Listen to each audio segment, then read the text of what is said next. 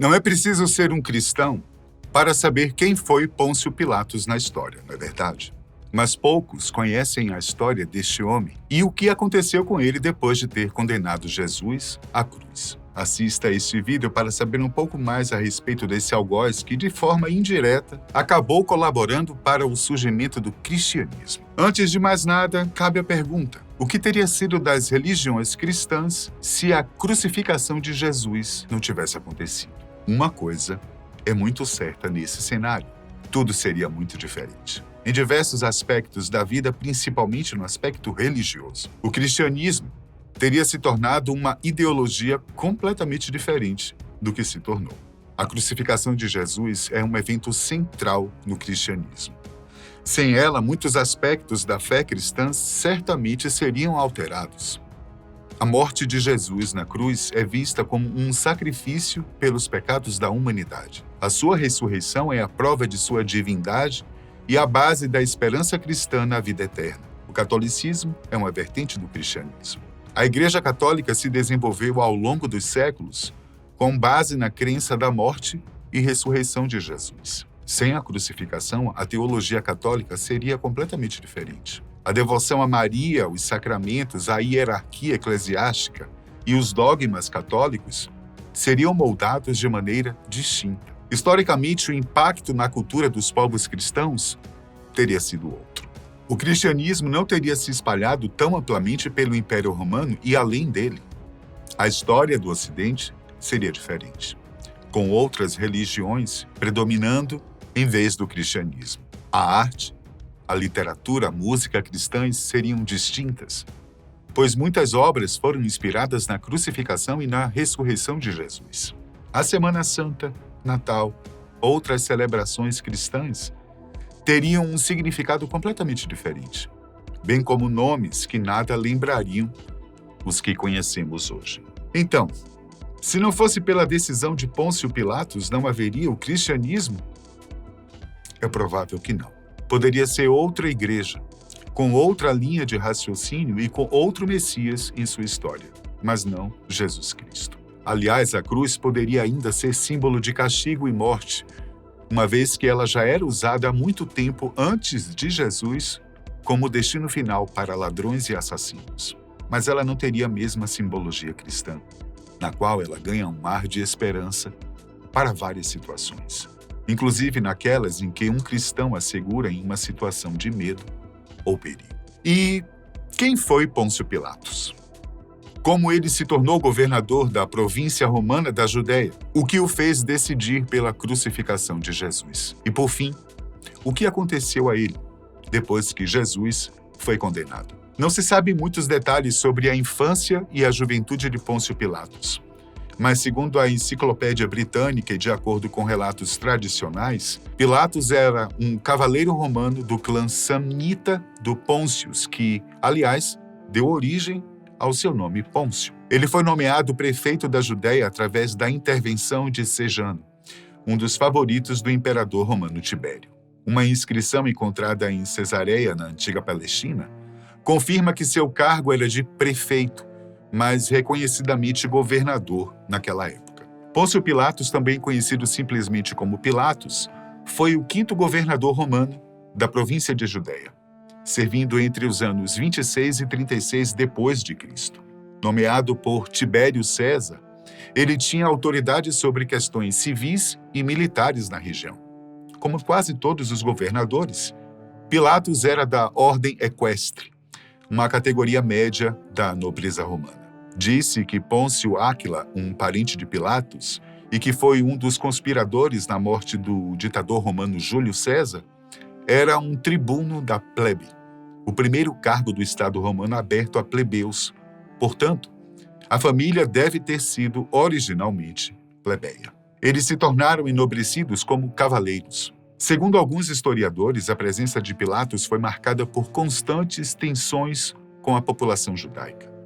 Mas, além disso, ele ficou mais conhecido por ser o oficial que presidiu o julgamento de Jesus e, finalmente, ordenou sua crucificação. Pilatos provavelmente era educado, rico e bem relacionado politicamente e socialmente.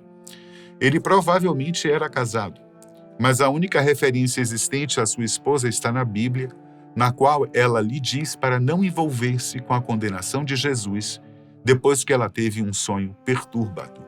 De acordo com o Cursus Honorum, ou o Caminho da Honra estabelecido por Augusto, para titulares de cargos de categoria equestre, Pilatos teria tido um comando militar antes de se tornar prefeito da Judéia. O historiador alemão Alexander Demand especula que isso poderia ter sido com uma legião estacionada no rio Reno ou Danúbio. Embora seja provável que Pilatos tenha servido no exército, isso não é comprovado. A importância de Pilatos no cristianismo é dada pelo seu lugar de destaque, tanto no Credo dos Apóstolos como no Credo Niceno.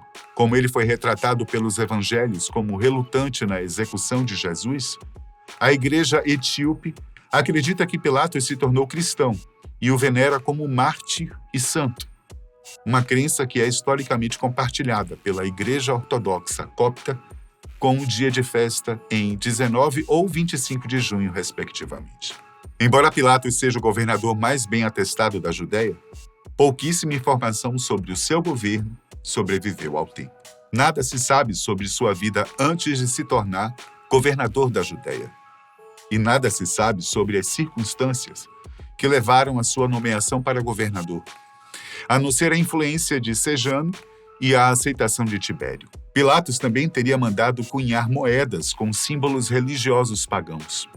Tais moedas que circularam na Judéia e regiões próximas eram consideradas uma afronta à sensibilidade religiosa dos judeus.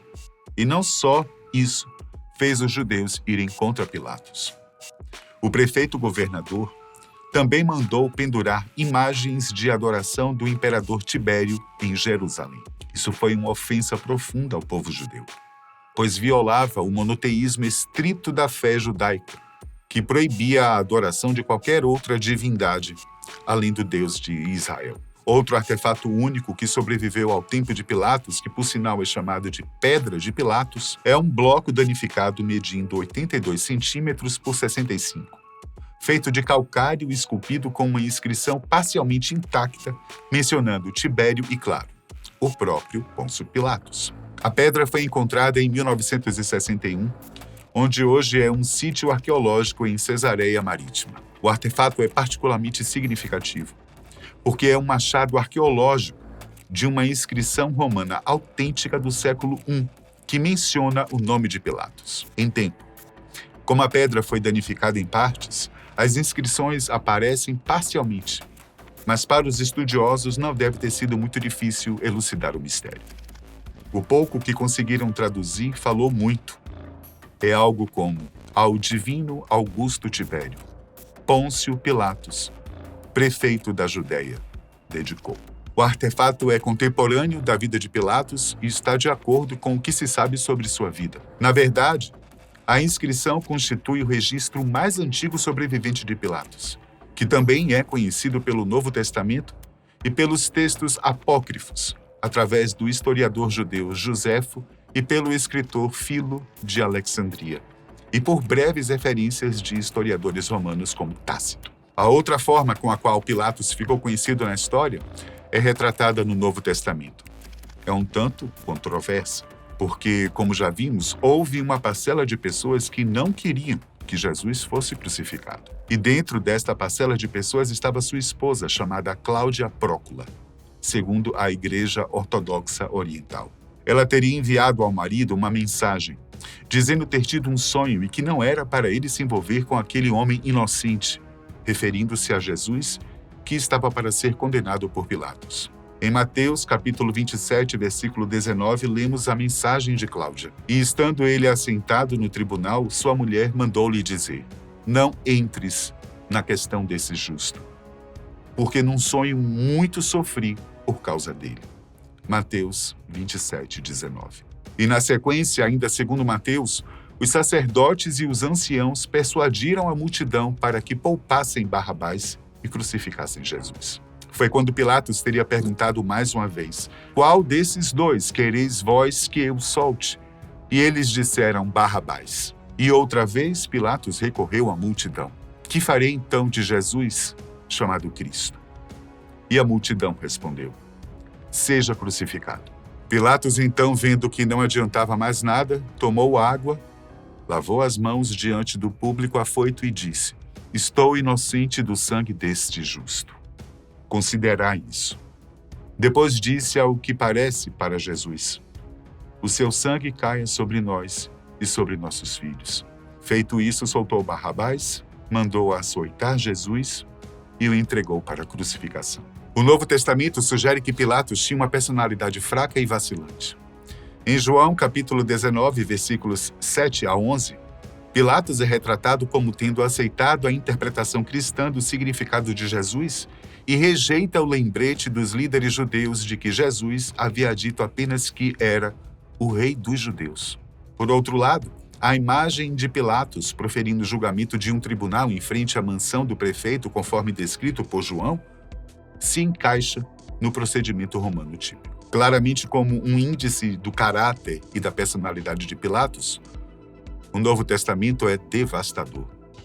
Mas está preocupado com as questões das comunidades cristãs nascentes, que estão cada vez mais se espalhando entre os gentios e ansiosas, para evitar ofender as autoridades romanas. Mas ainda hoje, a participação de Pilatos, como é retratada na Bíblia cristã, é discutida. A condenação provavelmente ocorreu na Páscoa do ano 30 ou 33 desta era, e as principais fontes sobre a crucificação são os 4 evangelhos cristãos canônicos: Mateus, Marcos, Lucas e João, cujos relatos variam.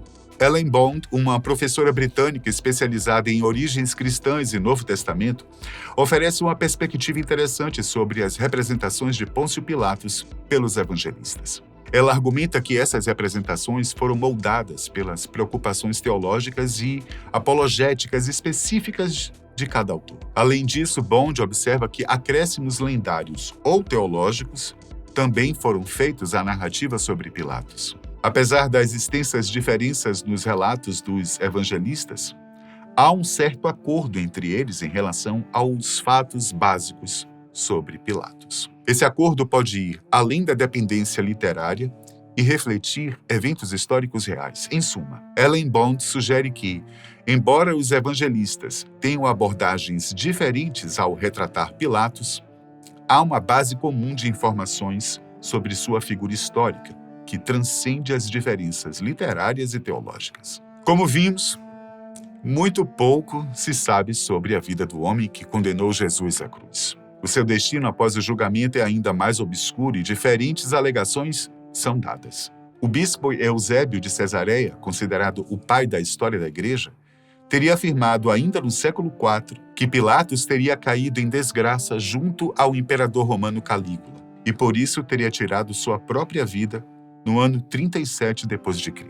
Celso, filósofo grego do século II, também era daqueles que acreditavam que Pilatos teria cometido suicídio por puro remorso pelo que fez quando liberou a crucificação de Jesus. Entre as tradições cristãs mais antigas, uma delas diz que Pilatos se exilou na Gálias, região onde hoje compreende partes da França e da Alemanha, e morreu por lá, sem muitas informações de como e quando. Já no apócrifo Atos de Pilatos, também conhecido como o Evangelho de Nicodemos, é dito que Pilatos teria se convertido ao cristianismo e se tornou um mártir e um santo. Isso explicaria o que já mencionei sobre as igrejas etíope e copta terem dias dedicados a Pilatos. Você aí, já conhecia a história de Pôncio Pilatos? Diga aí pra gente o que é que você pensa sobre ele. Um homem inglório ou um arrependido de verdade que mereceu a menção de santo pelos ortodoxos? Fica a questão.